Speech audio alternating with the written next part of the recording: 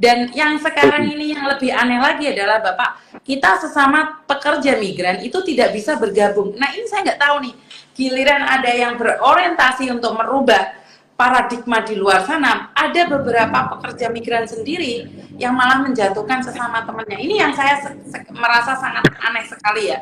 Jadi saat kita meneriakan undang-undang, yuk kita samakan suara, tapi ada beberapa itu malah menentang seolah-olah kenapa sih diubah-ubah? Ya udah nggak apa-apa, bisa dijalani.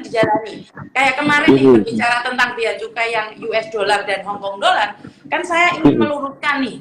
Saya cuma ingin bilang kalau memang pemerintah tidak tahu, kan kita kasih tahu nih apa salahnya. Tapi kalau memang kami yang salah, jelaskan pada kami. Jadi kami lebih mengatakan tidak gitu loh. Tapi kenapa di goreng seperti itu seolah-olah Yuni kirim sempak tiap saat ke Banyuwangi. Lah suami saya di sini, anak saya di sini. Jadi informasinya pun nggak tepat gitu loh Pak. Jadi saya kurang tahu seperti apa kedepannya Indonesia kalau selalu menggoreng sesuatu yang viral, tapi tidak secara benar. Ya ini kan PMI itu salah jika orang menganggap PMI itu seolah-olah mereka yang selalu dinilai nih berpendidikan rendah, pengetahuannya terbatas. Saya paling marah jika ada orang menganggap PMI begitu. Saya katakan tidak, pergaulan mereka itu sudah semakin luas. Dibantu dengan handphone secara teknologi yang mereka bisa mendapatkan berbagai informasi yang cukup ya tentang perkembangan dunia, perkembangan tanah air gitu. Dan satu sama lain di antara mereka itu bisa mendiskusikan isu-isu yang terkait nasib mereka. Disitulah mereka akhirnya mendapatkan banyak informasi kan gitu ya.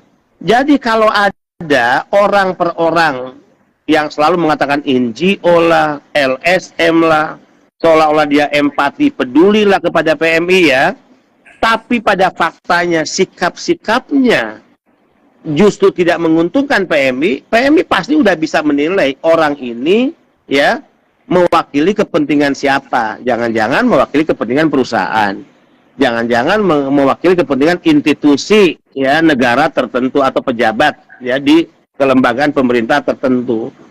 Nah, mereka tidak sadar jika mereka tidak konsisten berdiri dua kaki itu begini, seolah-olah dia tampil ke permukaan dengan citranya dia peduli pada PMI, tapi di sisi lain dia mengambil keuntungan ya dari sikap-sikapnya itu yang sesungguhnya juga merugikan PMI. Saya yakin orang-orang seperti ini tidak akan lama umurnya dan dia akan ditinggalkan para penggemarnya, dia akan ditinggalkan para followernya. Ya, dia akan ditinggalkan dan bahkan akan dimusuhi oleh para pekerja migran. Saya sangat berkeyakinan kok. Hukum alam itu akan terjadi kok, hanya masalah waktu saja. Hukum alam itu akan terjadi, karma itu akan terjadi, hanya masalah waktu. Oke, nah karena saya sendiri itu malah nggak tahu kalau, cuman saya merasakan bahwa teman-teman itu sering mengatakan sama saya, Miss Juni, ini sebenarnya tujuannya kemana? Kalau saya pribadi, sejujurnya Pak ya, saya 3 minggu belakangan ini dikritik totalitas di mana ada yang bilang kenapa pemerintah harus dibantu? Pemerintah kan sudah punya apa sih namanya itu? Sudah punya apa sih namanya? Apa sih pemberdayaan masing-masing? Kenapa saya membantu memviralkan juga? Dan inilah salahnya mereka menganggap bahwa kan sekali lagi tangan pemerintah tidak bisa menyangkut kemana-mana nih. Kalau saya pribadi tuh tulus saja bantu. Seperti semua orang sekarang nih followernya Pak Benny, mereka selalu komplain nih sama saya, yang disayang-sayang, yang ditimang-timang Korea. Tapi lihat penontonnya ini hampir 90% tuh Hongkong. Ya ini saya nggak tahu. Saya harus jawab ya. Saya harus jawab tuh. Memang ada juga pandangan yang seolah-olah saya mengistimewakan Korea. Ini perlu clear ya. Begini, saya tidak pernah ya memiliki tugas atau menjalankan tugas yang oleh undang-undang.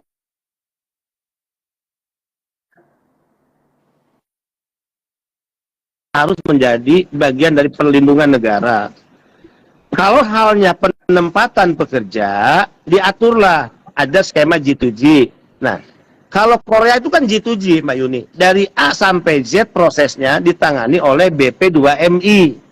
Nah, Kalau P2P, private to private, yang Hong Kong itu private to private, Taiwan itu private to private, itu ditangani oleh perusahaan, ya, perusahaan. Contohnya alurnya beginilah, agensi di negara Hong Kong, ya, dia melakukan pembicaraan dengan perwakilan kita di Hong Kong, ya, itu kan Pak Gatot, ya. Di sana ada job order misalnya. Sekian, misalnya ada job order tahun ini di Hong Kong 1000 gitu ya. Dibicarakanlah itu dengan perwakilan Republik Indonesia. Kalau di Hong Kong KJRI, ini contoh ya. Itu BP2MI nggak masuk di situ nih, contoh nih. Nah, BP2MI masuk. Nah, nanti setelah clear tentang job order berapa, itu akan dibicarakan dengan agensi yang ada di Indonesia atau P3MI. Maka diikatlah perjanjian agensi Hong Kong dengan perusahaan di Indonesia, ya. Perjanjian kerjasama penempatan namanya PKP. Nah, ketika perjanjian itu sudah ditandatangani, job ordernya sudah diketahui, misalnya perusahaan A di Indonesia, dia punya jatah ya atau job order menempatkan 100. Maka 100 PMI itu ya, sebelum dia rekrut si perusahaan ini di Indonesia, dia harus mendapatkan surat izin perekrutan. Yang surat itu disebut SIP. Ya, SIP ini dimasukkanlah ke dalam Cisco P2MI. Nah, peran BP2MI baru muncul tuh. Dimasukkanlah surat izin perekrutan ke sistem BP2MI. Oke, perekrutan terjadi dan sebagainya. Nama-nama orang-orang yang direkrut calon pekerja nih oleh perusahaan tadi, 100 orang tadi, dimasukkan lagi dalam Cisco kita. Ya, Cisco kita. Kemudian tahapan berikutnya kan pelatihan sudah selesai, bukan oleh BP2MI ya pelatihannya. Nah, kemudian nanti BP2MI masuk lagi setelah pendataan nama-nama pekerja, masuk lagi intervensinya di OPP, orientasi pra penempatan.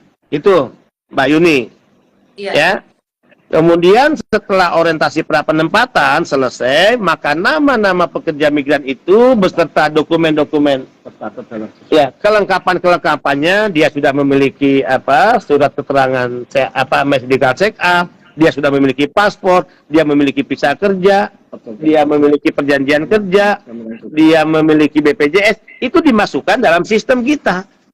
Dan yang memberangkatkan siapa? Perusahaan itu yang memberangkatkannya.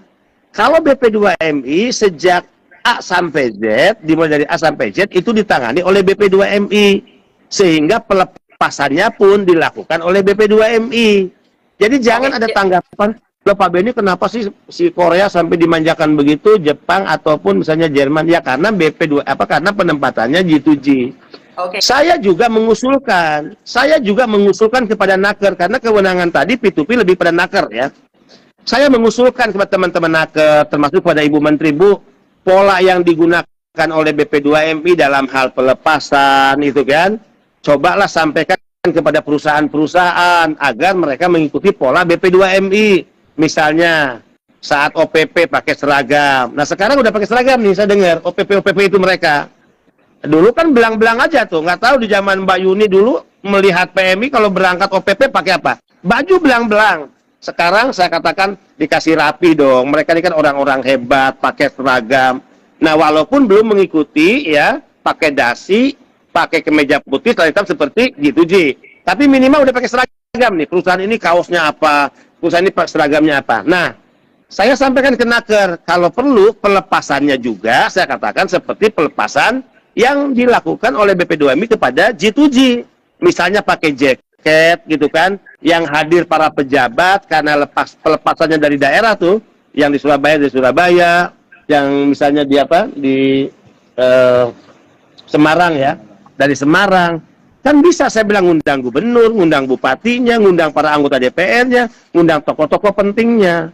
Nah artinya Mbak Yuni, BP2MI tidak memiliki kewenangan mengintervensi dalam penempat, lebih jauh ya, intervensi hal tadi, pencatatan, mengeluarkan SIP, surat izin perekrutan, itu BP2MI. Melakukan OPP, itu BP2MI. Hal-hal lainnya, itu tidak menjadi tanggung jawab BP2MI. Tolong diingat.